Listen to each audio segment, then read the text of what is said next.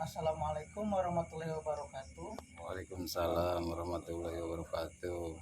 Selamat malam untuk Bapak Ihsan selaku penerimaan alat pertanian, selaku pengendali hama tanaman dari kelompok tani Karya Bakti 1. Di sini saya ada tugas dari kelembagaan agribisnis, dari tugas praktik untuk laporan tugas 1 saya. Saya ingin menanyakan untuk kelompok tani Karya Bakti 1 itu dibuat di tahun berapa? Karya Bakti 1 kalau itu dibuatnya di SK Termelanya itu tahun 1992. 1992. Kalau untuk struktur organisasinya di situ ada apa aja, Pak? Kalau kelembagaan kelompok tani itu strukturnya itu berdasarkan hasil musyawarah ditunjuk sama masyarakat petani. Di situ ada ketua, maka diangkatlah sebagai ketua, sekretaris, bendahara dan seksi-seksinya. Seksi Alsintan, seksi PHT pengendalian hama terpadu. Terus seksinya yang terakhir itu seksi P3A Mitra Cai. Kalau bahasa lokal kami itu yang dinamakan ulu-ulu, Pak, bahasa lokalnya. Ya khusus mengatur tata air untuk areal pesawahan para anggota kelompok. Ada juga nanti ditambah lagi di hilirnya itu seksi pemasaran. Pemasaran itu khusus dia menampung hasil panen para anggota kelompok tani untuk dijual ke pasar. Tapi kami alhamdulillah untuk tahun sekarang itu bisa tembus ke Bulog dengan head sesuai dengan aturan pemerintah itu 6.500 rupiah per kilo, Pak. Untuk nama ketuanya sendiri Bapak siapa, Pak? Hasil musyawarah itu Bapak ketuanya itu waktu itu ya saya sebagai seksi PHT ditunjuk Bapak Bayaki sebagai ketua, sekretarisnya Kamaludin, pengganti sekretaris yang udah almarhum itu, dan bendaharanya Bapak Ridwan, seksi Alsintan unit, seksi PHT saya sendiri Iksan, pemasarannya Komar, P3A Mitra Cainya Abu.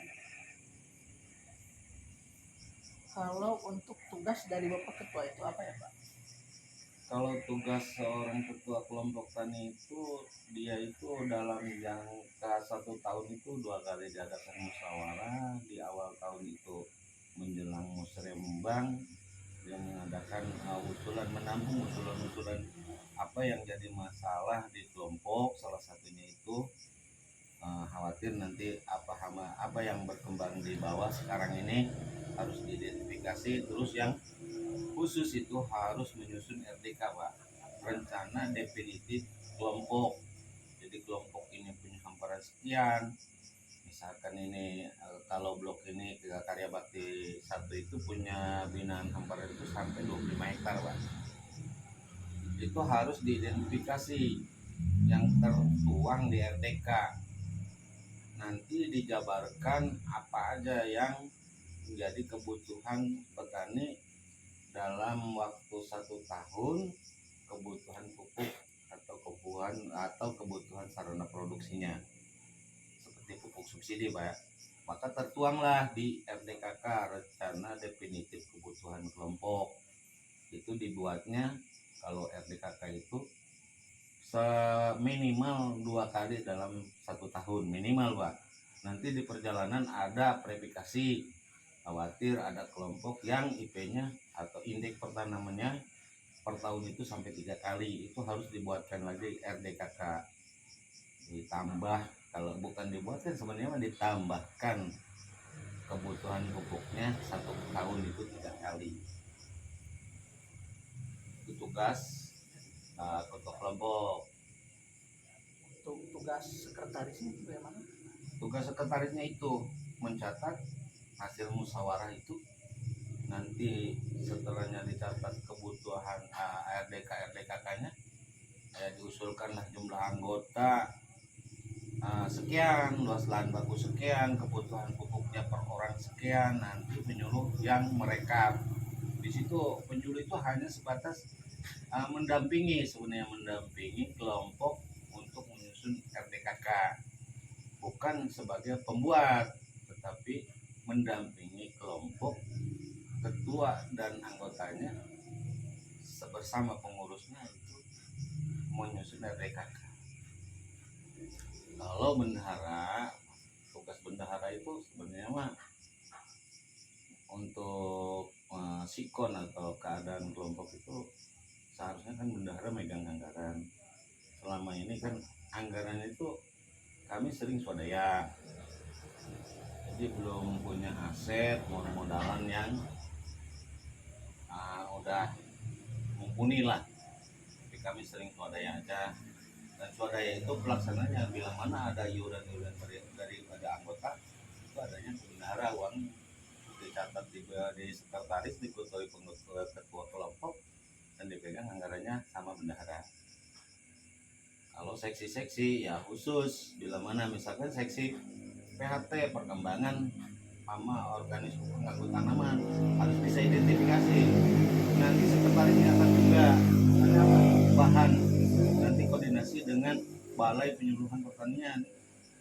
Soalnya ini bukan tupoksi penyuluh, tetapi PHT itu ada lagi penyuluhnya yang disebut pengamat hama, PUPT namanya. Ada lagi penyuluhnya, nanti penyuluh koordinasi dengan pengamat hama itu, yang kantornya nggak ada di Pandeglang, tapi adanya di provinsi, Pak. Nanti dia identifikasi ke bawah dengan penyuluh bersama dengan kelompok tani. Apakah ini perlu pengendalian, apa kita perlu gerakan bersama gitu. Itu bagaimana nanti eksekusinya ada di pengamat hama. Dan untuk sesi pemasaran ya tadi udah penampung hasil panen para petani.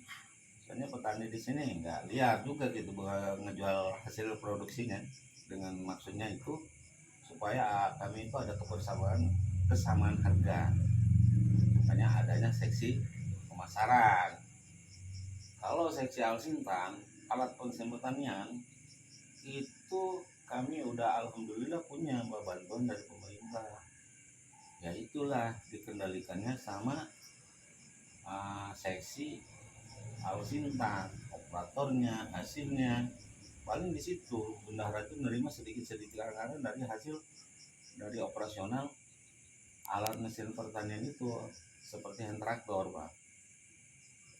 Kalau misalkan yang lainnya, Pak, seperti pengairan P3A. P3A itu khusus dia pengairan sawah, anggota ngurus irigasi, dan dia juga ada masukan nanti ada rusakan kecil-kecil ya kami swadaya, Pak. Ya cenderung fokus ke bantuan pemerintah aja, kami sering golor untuk bikin saluran itu aja loh masukan seksi pengairan. Itu seksi pengairan sebenarnya mah kepanjangan ada juga di ikatannya, itu kepanjangannya itu GP3A, gabungan petani pengguna air. Tapi statusnya sifatnya desa, Pak, bukan kelompok lagi. Kalau P3A itu hanya di kelompok, kalau GP3A adanya statusnya di desa, satu desa gitu, Pak. Kalau misalnya ada lagi ke seksi alsintan, dia ada di Upja sebagai pengendali bila mana ini di desa ini misalnya ada 8 kelompok, Pak, ya, yang belum punya alsintan. Ini perlu diketahui juga di kelompok desa Gunung Putih itu cuma 2 kelompok lagi, yang lain tidak punya. Itu kalau mau ada satu hamparan mau tanam bersama, mesin yang udah ada di kelompok lain ditarik dulu ke sana, operasi di sana sekaligus. Tujuan ada gerakan tanam bersama. Nah di situ diikat dengan UPJA, unit pelayanan jasa pertanian, diaturnya di situ. Mungkin itu, Pak. Jadi Pak mungkin segitu wawancara dari saya, selebihnya Pak nanti saya klarifikasi lagi dari tulisan nanti Bapak. Siapa? Saya juga siap kapan saja Bapak membutuhkan informasi dari saya siap membantu. Soalnya juga Pak, kami sebagai generasi penerus pertanian ke depannya pada urban ke versi yang lain. Kami ini sekarang kalau identifikasi lapangan tuh punya anggota itu orang tua semua, lulusan maksimal di SMP, sampai yang nggak sekolah yang buta huruf masih ada. Yang SMA kayaknya nggak tertarik mah untuk jadi petani gitu, tahu kenapa lah. Nah, khawatir saya juga perlu ekspor juga ke Bapak, jangan sampai generasi muda petani itu terputus, nggak ada penerusnya. Mungkin itu aja Pak. Mungkin sekian Pak wawancara dari saya. Terima kasih atas bantuannya. Sama-sama Pak. Assalamualaikum. Waalaikumsalam warahmatullahi wabarakatuh. Atuh PPL mah gagah di